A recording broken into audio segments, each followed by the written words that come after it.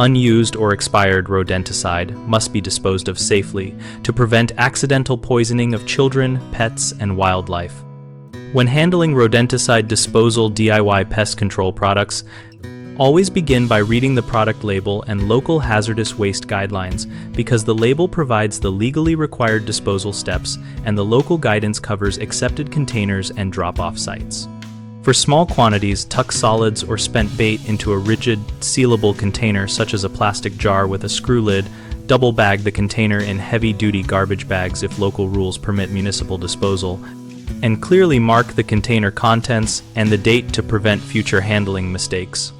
For liquids or wet formulations, absorb them with an inert material like cat litter or sawdust. Place the saturated absorbent into a sealable container and treat that container the same as you would a solid bait. Where available, consider retailer take-back or manufacturer return programs because they can be the safest route for concentrated or large volume materials. Wear disposable nitrile gloves and eye protection while handling rodenticide. Avoid touching your face and wash hands thoroughly with soap and water after you finish. Launder contaminated clothing separately. Transport containers upright in a well-ventilated vehicle compartment and do not leave them in hot cars to avoid degradation or container failure.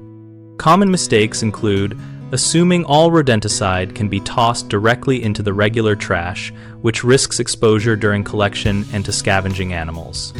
Instead, follow the label and local rules and use sealed rigid containers or an approved drop-off.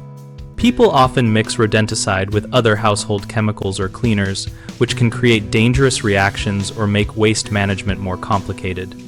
Keep rodenticide separate, and if you need to neutralize liquids, use absorbents and then containerize as described.